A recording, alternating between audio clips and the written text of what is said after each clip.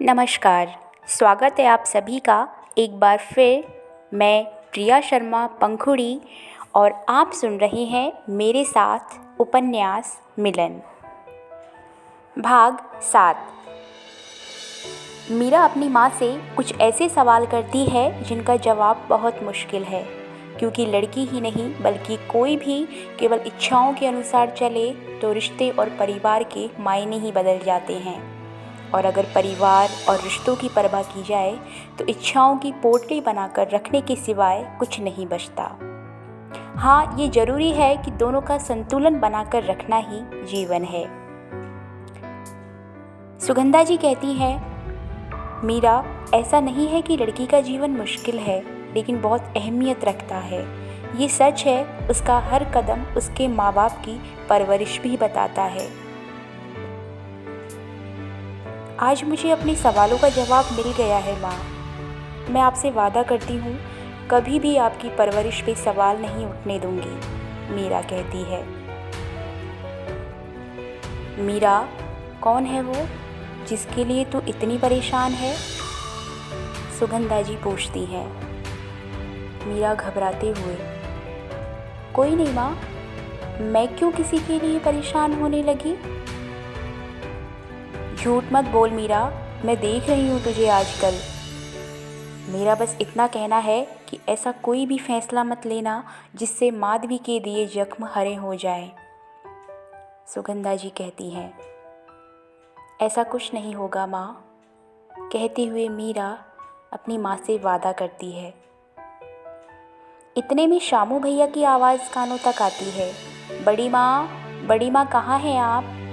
मीरा और सुगंधा जी दोनों जल्दी से कमरे से बाहर आती है और दरवाज़ा फिर से बंद कर देती है। आते आते मीरा माँ से छुपाकर माधवी की तस्वीर ले आती है और कहती है, माँ, मैं अपने कमरे में जाती हूँ। ठीक है मीरा, तू जा, सुगंधा जी कहते हुए शामू के पास आती हैं। क्या हुआ शामू, क्यों शोर मचा रखा है तूने इतना? बड़ी माँ, हम मंदिर गए थे, आपके और दीदी जी के लिए प्रसाद लाए हैं, ये लीजिए। दीदी जी कहाँ हैं? अभी मुझे दे दे, मीरा बाद में ले लेगी, वो अपने कमरे में आराम कर रही है, सुगंधा जी कहते हुए शामू से प्रसाद लेती हैं। जी बड़ी माँ, कहकर शामू भैया सुगंधा जी को प्रसाद देते हैं। मीरा अपने कमरे में जाते ही उस तस्वीर को बहुत देर तक देखती है और अपने आप से बातें करती है। इतने में नीचे से विश्वमोहन खत्री के आने की आवाज़ उसके कानों तक आती है और फिर जल्दी से मीरा उस तस्वीर को अपनी अलमारी में रख देती है और जाकर बालकनी में खड़ी हो जाती है। उधर मेहता जी को स्टेशन लेने अर्जुन जाता है। ट्रेन थोड़ी लेट होती है तो उसे वहीं इंतज़ार करना पड़ता है। 2 घंटे की देरी से ट्रेन आखिर में आ ही जाती है और मेहता जी भी। अर्जुन अपने पापा को लेकर घर आ जाता है। अर्जुन अपने पापा के सामने केवल सवालों के जवाब में ही मुंह खोलता है, बाकी उन दोनों में और कोई भी बातचीत नहीं होती। घर पर आकर सभी लोग साथ में खाना खाते हैं। अगले दिन मेहता जी थकान की वजह से ऑफिस से छुट्टी लेते हैं, लेकिन एक ज़रूरी फाइल उन्हें वहाँ पहुँचानी है जिसे वो अर्जुन को देते हैं और कहते हैं कि उनके ऑफिस में जाकर शर्मा जी को दें। अर्जुन फाइल लेता है और आज अक्कू से कहता है कि तुम जाते समय ऑटो ले लेना, ऑफिस से सीधे ही मैं कॉलेज के लिए निकल जाऊंगा, आते वक्त तुम्हें लेता आऊँगा, कहकर अर्जुन वहाँ से चला जाता है। ठीक है भैया, लेकिन आप भूल मत जाना, अक्कू कहती है। अरे हाँ, मुसीबत को कोई कैसे भूल सकता है, जाते जाते अर्जुन जोर से कहता है। अक्कू को चिढ़ाते हुए अर्जुन तो चला जाता है। उधर अक्कू भी कॉलेज के लिए जल्दी निकलती है क्योंकि उसे ऑटो लेना है। उधर मीरा और अंजलि भी कॉलेज के लिए निकल जाती हैं। अंजलि मीरा को उदास देखती है और पूछती है, क्या हुआ? कुछ नहीं, तबीयत ठीक नहीं है बस, कहते हुए मीरा मायूस हो जाती है। तो कॉलेज नहीं आना था ना, क्यों आई फिर? अंजलि गुस्से से कहती है। इतनी भी खराब नहीं है कि मैं कॉलेज ना आऊँ, मीरा कहती है। ओह, अब समझी। अंजलि मीरा को चिढ़ाती है। इधर मीरा अंजलि को गुस्से भरी नज़रों से देखती है। उधर अर्जुन अपने पापा के ऑफिस जाता है और शर्मा जी को ढूंढना शुरू करता है। रिसेप्शन पर उसे पता चलता है कि शर्मा जी अभी तक नहीं आए हैं। इंतज़ार करें, आने वाले होंगे। सुनकर अर्जुन वहीं बैठ जाता है। अर्जुन की नज़र सामने से आ रही विश्वमोहन खत्री की तरफ जाती है, जो अपनी बड़ी सी कार से निकलते हुए ऑफिस के अंदर आते हैं। दोनों की नज़रें टकराती है और दोनों की ही आंखें हॉस्पिटल वाले दृश्य को दोहरा देती हैं। विश्वमोहन खत्री अर्जुन को देखते ही आग बबूला हो जाते हैं। तुम यहाँ क्या कर रहे हो? किसने आने दिया इसको अंदर? विश्वमोहन खत्री कहते हैं। सर प्लीज तमीज़ से पेश आइए, मैं कोई आवारा या गली का गुंडा नहीं हूँ। अर्जुन कहता है। तुम्हारी हिम्मत कैसे हुई इस तरह बात करने की? मेरे ऑफिस में खड़े होकर मुझसे इस तरह बात कर रहे हो? औकात क्या है तुम्हारी? विश्वमोहन गुस्से से कहते हैं। सर मैं आपसे बहुत अच्छे से बात कर रहा हूँ और आप मेरी औकात की बात कर रहे हैं। मुझे नहीं पता कि आप कौन हैं, लेकिन मैं यहाँ एक फ़ाइल देने आया हूँ जो मुझे मेरे पापा ने दी है। अर्जुन कहता है। फाइल? कैसी फाइल? तुम्हारे पापा, क्या नाम है उनका? विश्वमोहन खत्री पूछते हैं। श्रीमान दिवाकर मेहता, जो यहाँ असिस्टेंट मैनेजर हैं। अर्जुन जवाब देता है। ओह, तो तुम उस 2 टके के मैनेजर, नहीं असिस्टेंट मैनेजर के बेटे हो? विश्वमोहन खत्री कहते हैं। इतने में ही अर्जुन गुस्से से आग बबूला हो जाता है और फाइल उनके मुंह पर मारते हुए कहता है, 2 टके के होंगे आप और आपकी ये कंपनी। इतना कहकर अर्जुन वहाँ से निकल जाता है। अर्जुन सीधे अपने घर आता है और अपने पापा के पास आकर बैठता है। मेहता जी अर्जुन को देखकर पूछते हैं, तुम तो सीधे कॉलेज जाने वाले थे ना, क्या हुआ? और फाइल दी शर्मा जी को? इतने में उनका फ़ोन बजता है। वो अपना फ़ोन उठाते हैं। हाँ बोलिए तिवारी जी, आज मैं छुट्टी पर हूँ। इतने में सामने से आवाज़ आती है। अब आप हमेशा के लिए छुट्टी पर हैं मेहता जी, आराम कीजिए, यही बताने के लिए फ़ोन किया था मैं। तिवारी जी कहते हैं। मैं कुछ समझा नहीं तिवारी जी। मेहता जी कहते हैं। अजी समझने की ज़रूरत भी कहाँ है, खत्री सर ने आपको कंपनी से निकाल दिया है, बाकी आपके सुपुत्र आपको समझा ही देंगे, कहकर तिवारी जी फ़ोन रख देते हैं। हेलो हेलो कहते हुए मेहता जी धड़ाम से सोफे पर बैठ जाते हैं। अर्जुन उन्हें देखकर परेशान होता है। पापा क्या हुआ और किसका फ़ोन था? आप ठीक तो है ना? मेहता जी अर्जुन को जोर से धक्का मारते हैं और जोर से सुधा को आवाज़ लगाते हैं। सुधा जी दौड़ती हुई आती है और मेहता जी को देखकर डर जाती है और पूछती है, क्या हुआ? सब ठीक है ना? आप इतनी परेशान क्यों हैं? सब बर्बाद कर दिया इसने, पूछो इससे क्या करके आ रहा है वहाँ? मेहता जी कहते हैं। पापा मैंने कुछ नहीं किया, बस वो मुझे गुस्सा आ गया था और मैंने। गुस्सा? कैसा गुस्सा? और है किस लायक तू जो तूने गुस्सा किया? मेहता जी कहते हैं। पापा वो अच्छे इंसान नहीं है, उन्होंने आपकी बेइज्जती की। अर्जुन कहता है। बेइज्जती? अगर तुझे मेरी बेइज्जती का ख्याल होता तो तू ऐसे नहीं करता। वहाँ रोजी रोटी वहीं से चल रही है मेरी, निकल जा मेरे घर से। कहते हुए अचानक मेहता जी के सीने में दर्द उठता है और वे नीचे गिर जाते हैं। अर्जुन और सुधा जोर से चीखते हैं। अर्जुन अपने पापा को हॉस्पिटल लेकर जाता है। वहाँ डॉक्टर अर्जुन से कहते हैं, उन्हें अटैक है, किसी बात का सदमा लगा है शायद। सुधा और जानकी देवी भी हॉस्पिटल में पहुँच जाती हैं। रो कर उनका बहुत बुरा हाल है। अर्जुन उनके पास आता है और कहता है, कुछ नहीं होगा पापा को, मैं हूँ ना, आप चिंता मत कीजिए। सुधा अर्जुन को खींचकर चाटा मारती है और मुंह मोड़ लेती है। अर्जुन की आंखों से भी आंसू बहने लगते हैं। आज पहली बार अर्जुन को खुद पर बहुत गुस्सा आ रहा है। वो उस दिन को कोसने लगता है जब वो उस लड़की को हॉस्पिटल ले जाता है। ना ही वो उस लड़की को हॉस्पिटल लेकर जाता और ना ही वहाँ उस खतरी से उसका सामना होता।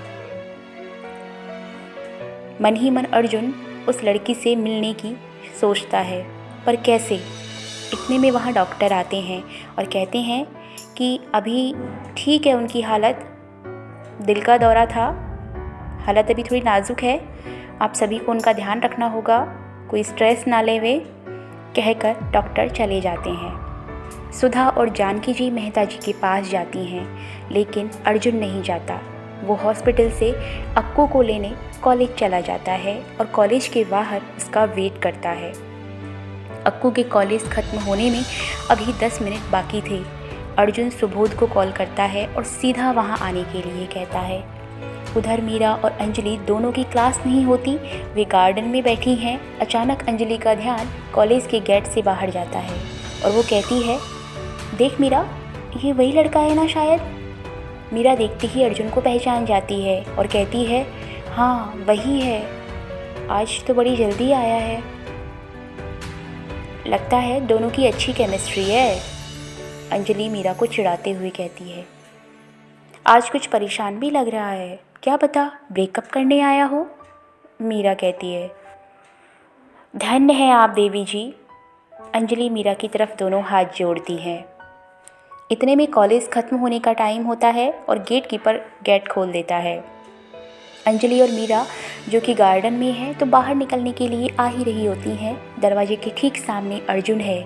जैसे ही मीरा नज़दीक आती है अर्जुन उसे पहचान लेता है और अब उसका गुस्सा 7वें आसमान पे होता है। वो मीरा के नज़दीक आता है।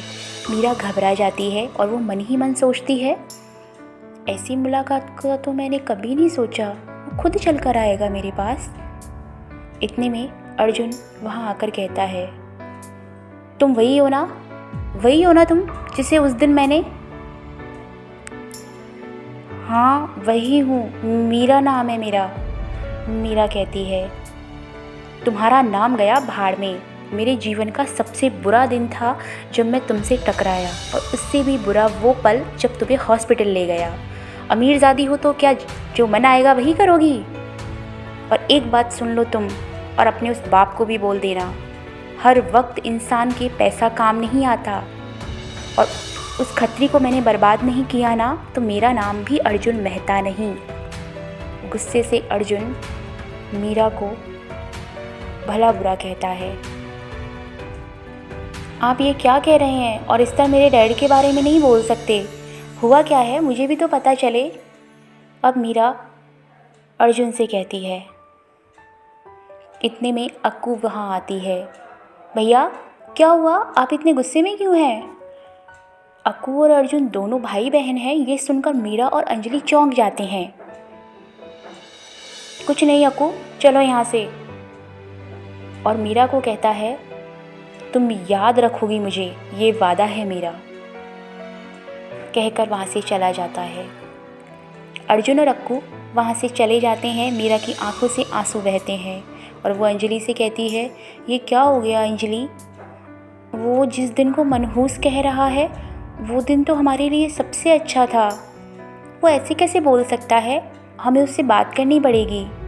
आखिर पता भी तो चले कि हुआ क्या है ऐसा जो उसने हमें इतना सब कह दिया। अंजलि मीरा को चुप करवाती है। हाँ मीरा तू रो मत, लेकिन अभी वो बहुत गुस्से में है। तुम्हारी पहली मुलाकात ऐसी होगी ये मैंने भी नहीं सोचा, लेकिन तुझे खुश होना चाहिए कि वो लड़की उसकी बहन है। हम जो सोच रहे थे ऐसा कुछ भी नहीं है। लेकिन अंजलि वो मुझसे नफ़रत करता है और आज पता नहीं क्यों उसकी बातों पे गुस्सा नहीं आया। ऐसा क्यों हो रहा है मेरे साथ, कहते हुए मीरा अंजलि के गले लग जाती है। अभी घर चलते हैं तो रोना बंद कर, अंजलि मीरा को चुप करवाती है। दोनों जाकर गाड़ी में बैठती हैं और घर के लिए निकल जाती हैं। मीरा और अंजलि अपने घर पहुंचती हैं। मीरा कब अपने घर के अंदर आती है उसे पता ही नहीं चलता, क्योंकि वो अर्जुन के गुस्से में ही खोई हुई है। अचानक सुगंधा जी जब उसे देखती हैं तो कहती हैं, मीरा क्या हुआ? मीरा का ध्यान सुगंधा जी की आवाज़ से टूटता है। माँ कुछ नहीं, वो बस थोड़ा थक गई हूँ ना, इसलिए। जाकर आराम कर ले, तेरे लिए कॉफ़ी भिजवा दूँ? सुगंधा जी कहती हैं। नहीं माँ, अभी मन नहीं है, कहकर मीरा अपने कमरे में चली जाती है। उधर अर्जुन अक्कू को लेकर घर आता है। अक्कू देखती है कि घर पर कोई भी नहीं है और अर्जुन से पूछती है, सब लोग कहाँ गए हैं? अर्जुन अक्कू से नज़रें चुराते हुए कहता है, वो अक्कू, पापा की थोड़ी तबीयत ठीक नहीं थी तो इसलिए सब हॉस्पिटल गए हैं। सुनते ही अक्कू अर्जुन से पूछती है, क्या हुआ भैया पापा को? बताइए ना, क्या हुआ उन्हें? मुझे भी जाना है, मुझे भी लेके चलो आप हॉस्पिटल। नहीं अक्कू, अभी मैं सबको बस लेकर ही आ रहा हूँ घर पर, तू यहीं बैठ, मैं थोड़ी देर में आया, कहकर अर्जुन वहाँ से हॉस्पिटल चला जाता है। अक्कू अर्जुन को बहुत रोकती है और पूछती है, भैया आज कॉलेज में वो लड़की कौन थी और आप इतने गुस्से में क्यों थे? और अभी भी आप बहुत परेशान हैं, बताइए ना भैया, सब ठीक है ना? अक्कू सब ठीक है, और रही उस लड़की की बात तो मैं कभी बाद में बताऊंगा तुझे। ये समझ ले हमारी पापा की हालत की जिम्मेदार वही है और साथ में मैं भी, कहकर अर्जुन वहाँ से चला जाता है। और अक्कू सोचती है कि आखिर उस लड़की का भैया और हमारे घर के साथ क्या रिश्ता है। उधर अर्जुन हॉस्पिटल पहुंचकर मेहता जी को घर लाने का बंदोबस्त करता है और जैसे ही मेहता जी की हेल्प के लिए आगे बढ़ता है, वो भी उसका हाथ झटक देते हैं। सुधा जी भी अर्जुन की तरफ बिल्कुल नहीं देखती हैं। वो सब अर्जुन को वहीं छोड़कर आगे आ जाते हैं। एक बार फिर अर्जुन अपनी आंखों से पानी नहीं रोक पाता। अर्जुन की आंखें भीग जाती हैं। तभी वहाँ सुबोध आता है। अर्जुन को इस हालत में देख वो कुछ भी नहीं समझ पाता। अर्जुन सुबोध के गले लग जाता है। सुबोध कहता है, अर्जुन क्या बात है यार, अंकल ठीक हैं, कुछ नहीं हुआ है, तू इतनी टेंशन मत ले, चल घर चलते हैं। नहीं सुबोध, पापा की इस हालत का जिम्मेदार मैं हूँ, वो ठीक बिल्कुल भी नहीं है और मैं अब घर नहीं जा सकता। अर्जुन कहता है, लेकिन क्यों, घर पे सबको तेरी ज़रूरत है यार। सुबोध कहता है, मुझसे कोई भी बात करना नहीं चाहता, माँ पापा दादी कोई भी नहीं। अर्जुन कहता है। सुबोध मन ही मन सोचता है कि शायद कोई और बात है, अभी अर्जुन से पूछना ठीक नहीं है। सुबोध कहता है, ठीक है फिर घर नहीं जाते हैं, तू चल मेरे साथ। सुबोध अर्जुन को लेकर उस भीड़ से दूर एक शांत जगह लेकर जाता है। अर्जुन को भी वहाँ आकर अच्छा महसूस होता है। सुबोध अर्जुन से सारी बात सुनता है और फिर टेंशन में भी आ जाता है। ये तो बहुत बड़ी प्रॉब्लम हो गई यार अर्जुन, अब क्या करना है, कुछ सोचा है तूने? हाँ सोचा है, जॉब करूँगा अब मैं। अर्जुन कहता है, जॉब? लेकिन अर्जुन पढ़ाई का क्या? तुझे पता है ना तेरा लास्ट ईयर है ये, और फिर तेरा सपना IAS का। सुबोध कहता है, सब कुछ हमारे मुताबिक नहीं होता सुबोध, ज़िंदगी जो चाहती है वही होता है और अब मैंने सोच लिया है।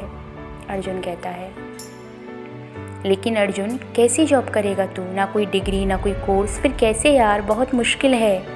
सुबोध कहता है, कुछ भी करूँगा, बस जॉब चाहिए, तू मेरी हेल्प करेगा ना सुबोध। अर्जुन कहता है, जहाँ तू है वहाँ मैं हूँ, पूछने की क्या बात है। सुबोध कहता है। दोनों कुछ देर वहाँ बैठते हैं। अर्जुन का फ़ोन बजता है। अक्कू का फ़ोन देखकर अर्जुन फ़ोन रिसीव करता है। हेलो अक्कू, भैया कहाँ हैं आप, ठीक तो है ना? मैं ठीक हूँ अक्कू, बस थोड़ी देर में आ रहा हूँ, कहकर अर्जुन फ़ोन रख देता है। अर्जुन और सुबोध दोनों वहाँ से निकल जाते हैं घर के लिए। उधर मीरा इसी सोच में डूबी हुई है कि आखिर उसके डैड ने ऐसा क्या किया है कि अर्जुन इतना गुस्से में था। वो बेवजह क्यों कहेगा ऐसा, कुछ तो है, लेकिन कैसे पता चले। इस बारे में सोचते हुए उसके मुंह से अचानक निकलता है, माँ। माँ से बात करती हूँ, वो ज़रूर मेरी हेल्प करेंगी। मीरा जल्दी से नीचे आती है और देखती है आज माँ किचन में है। मीरा किचन में आती है और पूछती है, माँ आज आप किचन में क्यों हैं? सुगंधा जी, आज गौरी की बेटी बीमार थी, इसलिए मैंने उसे दिन में ही भेज दिया ताकि वो उसे हॉस्पिटल ले जा सके। और वैसे भी कभी कभी तो मौका मिलता है कुछ बनाने का। हाँ माँ, आपके हाथ का कुछ खाने का भी मन हो रहा था। क्या बनाएंगी आप मेरे लिए? मीरा कहती है। जो हो आपका हुक्म। क्या खाना है तुझे? सुगंधा जी कहती है। अच्छा माँ, मुझे आज आपकी पसंद का कुछ खाना है, मीरा कहती है। अच्छा, क्या बात है मीरा, कुछ कहना है? सुगंधा जी कहती हैं। कैसे जान जाती हैं आप?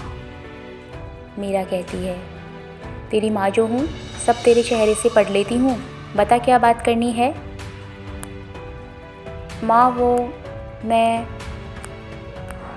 माँ मुझे अर्जुन के बारे में बात करनी है।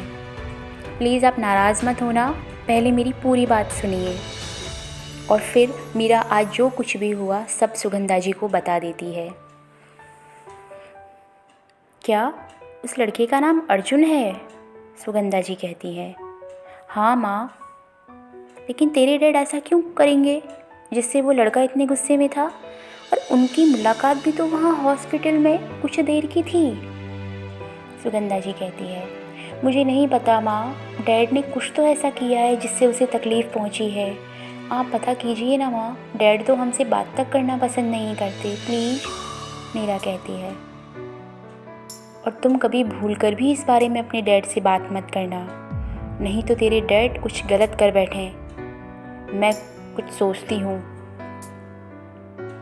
सुगंधा जी कहती हैं। थैंक यू माँ। अर्जुन अपने घर पहुँचता है। सुधा जी उसे देखते ही अक्कू से कहती है, कह दे इसे अपने कमरे में चला जाए, और हाँ, हम पर इतनी कृपा करे कि उनके सामने ना जाए, बहुत मेहरबानी होगी। माँ आप ऐसे क्यों बात कर रही हैं? अक्कू कहती है। अक्कू रहने दे, मैं जा रहा हूँ, अर्जुन कहकर अपने कमरे में चला जाता है। अर्जुन अपने कमरे में चला जाता है, लेकिन सुधा जी को बहुत रोना आता है। अक्कू कहती है, माँ आपने अभी तो भैया को इतना सुनाया और अब खुद ही। तभी वहाँ चौक में बैठी दादी कहती हैं, दौराहे पे खड़ी है ना बेचारी, क्या करे, एक तरफ पति और दूसरी तरफ बेटा। सुधा तू चिंता मत कर, सब अच्छा होगा। देख तू अर्जुन को ऐसे मत कहा कर, जबान खून है, कहीं गलत राह ले ली तो। तभी सुधा जी अपने आंसू पोंछते हुए कहती है, नहीं माँ जी, अर्जुन ऐसा कुछ नहीं करेगा, वो मेरा बेटा है और मुझे अच्छे से समझता है। उन सभी की बातें अर्जुन अपने कमरे के दरवाजे पर खड़ा होकर सुन रहा है। उसे बहुत दुख होता है कि माँ को कितना कुछ सहना पड़ रहा है, लेकिन खुशी भी होती है ये जानकर कि वो अब भी मुझ पर कितना विश्वास करती है। और फिर वो अपने आप से वादा करता है कि माँ मैं कभी आपका भरोसा नहीं तोड़ूंगा, चाहे खुद ही क्यों ना टूट जाऊँ। अगले दिन अर्जुन सुबह जल्दी उठ जाता है, या यूँ कहें कि पूरी रात सो ही नहीं पाता। घर में सबके उठने तक वो तैयार भी हो जाता है और किचन में जाकर चाय बनाने लगता है। इतने में सुधा भी उठ जाती हैं और किचन से आ रही आवाज़ की तरफ जाती हैं तो देखती हैं अर्जुन, और फिर बिना कुछ कहे घर की खिड़कियां खोलना शुरू करती हैं, क्योंकि नवंबर के महीने में सुबह की धूप की बात ही कुछ और होती है। अर्जुन पहले ही 2 कप चाय बनाता है और धीरे से सुधा जी के पास आकर कहता है, मम्मी चाय। सुधा जी बिना कुछ बोले अपना काम करती हैं। उन्हें अच्छा भी लगता है, लेकिन वो अभी कठोर बनी हुई है। अर्जुन उनका कप वहीं टेबल पर रखकर अपने कमरे में चला आता है और साथ में न्यूज़पेपर भी लेकर आता है। आज वो न्यूज़पेपर में जॉब वाला कॉलम देखता है और अपने फ़ोन में उन सभी की पिक भी लेता है। अक्कू भी उठकर सीधे अर्जुन के कमरे में आती है और देखते ही चौंक जाती है। भैया आज आप इतनी जल्दी कैसे तैयार हो गए? कहीं मैं लेट तो नहीं हूँ ना? नहीं अक्कू, तू तैयार हो जा, साथ में चलेंगे। आज मुझे कुछ काम है, आते वक्त मैं तुझे लेने नहीं आ पाऊँगा, तू ऑटो से आ जाना। कहते हुए अर्जुन वापस अपनी आंखें न्यूज़पेपर पर गड़ा लेता है। ओके भैया, क्या आप अभी भी परेशान हैं? अक्कू पूछती है। नहीं पागल, अब मुझे जॉब ढूंढनी है। पापा की तबीयत ठीक नहीं है ना, तो अब जिम्मेदारी मुझ पे ही तो है, अर्जुन कहता है। लेकिन भैया आपका कॉलेज? अक्कू हैरानी से पूछती है। कोई नहीं, मैं त्यागी सर से बात कर लूँगा, वो मुझे समझेंगे, फिर फाइनल एग्ज़ाम तो मैं दे ही दूँगा, घर पे ही पढ़ लूँगा ना। अब जल्दी तैयार हो जाओ अक्कू, मैं लेट नहीं होना चाहता, एक इंटरव्यू है आज मेरा 9 बजे, अर्जुन कहता है। ओके भैया, मैं अभी आती हूँ, तब तक आप नाश्ता कीजिए, और हाँ, ऑल द बेस्ट कहकर अक्कू चली जाती है। थैंक यू अक्कू, अर्जुन कहता है। अर्जुन और अक्कू दोनों नाश्ता करके घर से निकल जाते हैं। अक्कू के अलावा अभी घर में किसी को पता नहीं है कि अर्जुन नौकरी की तलाश में जा रहा है। सुधा जी नाश्ता लेकर मेहता जी के पास कमरे में जाती है और वहीं पास में बैठकर सेब की फांकें मेहता जी को देते हुए पूछती है, कैसी है अब तबीयत? ठीक हूँ अब। अम्मा ने नाश्ता किया? कहाँ हैं वे? मेहता जी पूछते हैं। हाँ, माँ जी ने नाश्ता कर लिया है, वे बाहर बरामदे में धूप सेक रही हैं। आप चलेंगे बाहर? आपके लिए कुर्सी वहीं लगा दूँ? सुधा जी पूछती हैं। नहीं सुधा, मैं अभी यहीं ठीक हूँ। कुछ समझ नहीं आ रहा सुधा, कैसे होगा सब? अब इस उम्र में कहाँ भटकूँ नौकरी के लिए, और ये सेविंग भी कब तक चलेगी? क्या क्या सोचा था मैंने, सब बर्बाद कर दिया इस लड़के ने, परेशान होते हुए मेहता जी कहते हैं। ऐसा नहीं है अर्जुन, बस थोड़ा जज्बाती हो जाता है, सुधा जी कहती हैं। थोड़ा जज्बाती? जज्बाती होने से ज़िंदगी नहीं चलती सुधा। तुम क्या समझती हो मैं नहीं जानता उसे? जानता हूँ, लेकिन फिक्र है मुझे उसकी कि आखिर ऐसे कैसे वो अपनी ज़िंदगी जिएगा। हम कोई करोड़पति नहीं है सुधा, जैसे तैसे इस दुनियादारी के बीच एक छोटा सा आशियाना बनाकर गुजर बसर कर रहे हैं, इससे ज़्यादा कुछ नहीं। समझना होगा उसे कि इतना आसान नहीं है जीना, कभी कभी अपने मान सम्मान को भी एक तरफ रखकर ज़िंदगी जीनी होती है, मेहता जी कहते हैं। अभी नादान है वो, समझ जाएगा धीरे धीरे। आप अब इतना मत सोचिए, आराम कीजिए। मैं चलती हूँ, अभी बहुत से काम देखने हैं मुझे, कहकर सुधा जी बाहर आ जाती हैं और बरामदे में आकर जानकी जी के पास बैठ जाती हैं। जानकी जी कहती हैं, क्या हुआ तुझे? कुछ नहीं माँ, आप ही बताइए। अर्जुन अभी इतना बड़ा नहीं हुआ है कि दुनियादारी को समझे, अभी तो उसकी पढ़ाई भी पूरी नहीं हुई है, सुधा जी कहती हैं। तो तुझे अर्जुन की चिंता सता रही है? वो सब समझता है सुधा, तुझे पता है वो अपने दादाजी पे गया है। मुझे आज भी याद है कैसे वो अपने उसूलों और सिद्धांतों के लिए सबसे लड़ जाया करते थे।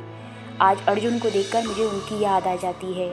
और रही बात दुनियादारी की, तो ये दुनिया किसी के सिद्धांतों से नहीं, अपने अपने सिद्धांतों से चलती है, जानकी जी कहती हैं। आपने बिल्कुल ठीक कहा माँ, सुधा जी कहती हैं।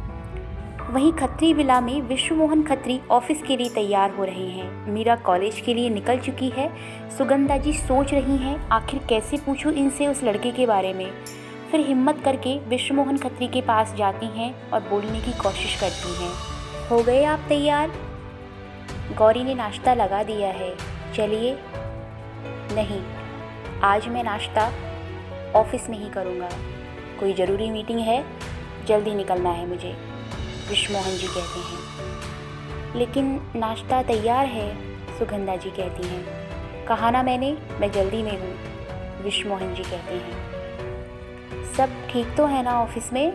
कोई परेशानी तो? क्यों, तुम्हें क्यों लगता है परेशानी होगी? शक करते हुए विश्वमोहन जी सुगंधा जी की तरफ देखते हैं। नहीं नहीं, बस ऐसे ही पूछा मैंने, आजकल आप थोड़ा परेशान नज़र आते हैं ना, बस इसीलिए, सुगंधा जी सक पकाते हुए कहती हैं। विश्वमोहन खत्री बिना नाश्ता किए वहाँ से चले जाते हैं। सुगंधा जी सोचती हैं क्यों ना तिवारी जी से पूछा जाए, वो तो साये की तरह इनके साथ रहते हैं, कुछ हुआ होगा तो उन्हें ज़रूर पता होगा। साथ ही वे फ़ोन लगाती हैं। हेलो तिवारी जी। जी मैडम, क्या बात है, आज अचानक कैसे याद किया? तिवारी जी कहते हैं। कुछ नहीं तिवारी जी, बस ऐसे ही सोचा हालचाल पूछ लूँ। आप हमारा इतना ध्यान रखते हैं, हमारा भी तो फ़र्ज बनता है ना, सुगंधा जी कहती हैं। जी शुक्रिया मैडम, तिवारी जी कहते हैं। थोड़ा काम था आपसे, आप घर आ सकते हैं आज, जब भी आपको वक्त हो? हाँ, लेकिन उन्हें पता ना चले कि मैंने आपको यहाँ बुलाया है, सुगंधा जी कहती हैं। जी मैडम, अभी एक मीटिंग है, उससे फ्री होते ही मैं आपको मिल लेता हूँ, तिवारी जी कहते हैं। ठीक है तिवारी जी, हम आपका इंतज़ार करेंगे, रखते हैं फ़ोन, कहकर सुगंधा जी फ़ोन रख देती हैं।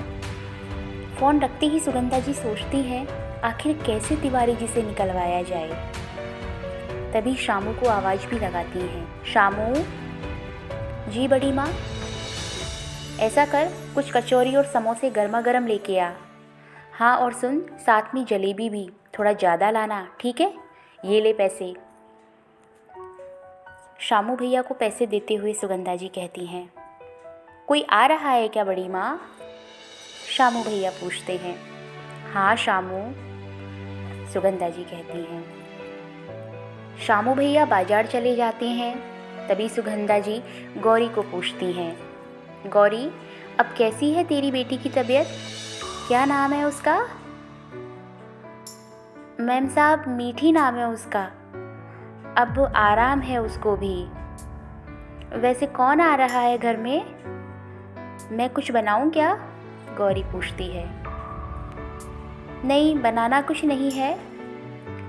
शामू जब लेकर आए तो उसे रख देना और मैं कहूँ तब गरम कर देना बस, सुगंधा जी कहती हैं। जी मैम साहब, कहकर गौरी अपने काम में बिजी हो जाती है। गौरी अपना काम संभालती है और सुगंधा जी एक किताब लेकर बैठती है। उन्हें पढ़ना बहुत भाता है। वे अक्सर अपना खाली समय किताबों के साथ ही बिताती हैं, जो उनको बहुत सुकून देता है। वहीं अर्जुन अक्कू को कॉलेज छोड़कर सीधे अपने इंटरव्यू के लिए निकलता है। वहां पहुंचने पे देखता है कि काफ़ी लड़के और लड़कियां वहां पहले से हैं। देखकर वो थोड़ा हताश हो जाता है, लेकिन सोचता है कि हार नहीं माननी है, अपने पूरे आत्मविश्वास के साथ इंटरव्यू देना है।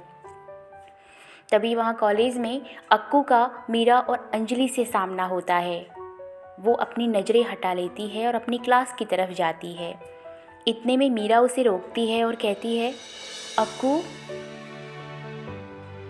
मीरा की आवाज़ सुनकर अक्कू उसे पलटकर देखती है। कौन है आप? और इस नाम से आप मुझे नहीं बुला सकती।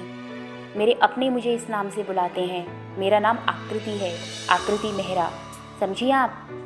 अक्कू गुस्से में जवाब देती है।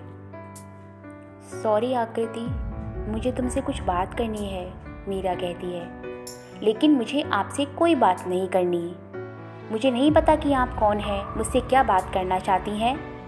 मैंने कल पहली बार आपको देखा, उसके बाद मेरे परिवार के हर सदस्य को मैंने दुखी देखा है, आकृति कहती है। यही तो मैं तुमसे जानना चाहती हूँ कि क्या हुआ है आखिर तुम्हारे परिवार के साथ, और मैं कैसे जिम्मेदार हूँ? कल तुम्हारे भैया भी मुझे। अक्कू मीरा की बीच में ही बात काटते हुए कहती है, मेरे भैया के बारे में कुछ मत कहो। पहली बार मैंने उन्हें इतने गुस्से में और खुद को कोसते हुए देखा। और मेरी क्लास है, मुझे जाना है, मुझे कोई बात नहीं करनी तुम लोगों से, कहकर अक्कू वहाँ से चली जाती है। प्लीज़ आकृति, मुझे एक बार बताओ तो, मीरा कहती है। अक्कू पलटकर फिर से गुस्से में जवाब देती है। क्या बताऊँ मैं तुम्हें? मुझे खुद नहीं पता, सिवाय घर की उदासी के।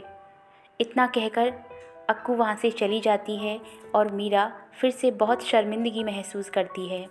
अंजलि उसे संभालती है। देख मीरा, तुझे अर्जुन से ही बात करनी चाहिए इस बारे में। मुझे लगता है बहुत बड़ी प्रॉब्लम हुई है शायद, अंजलि कहती है।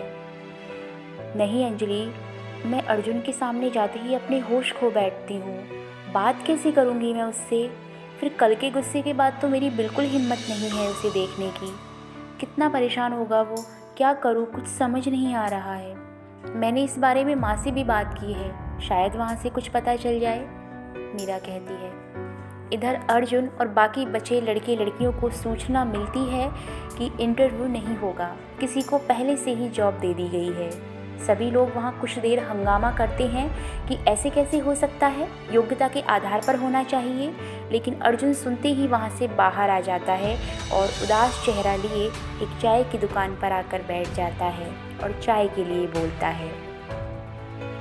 आज के लिए इतना ही। सुनने के लिए धन्यवाद।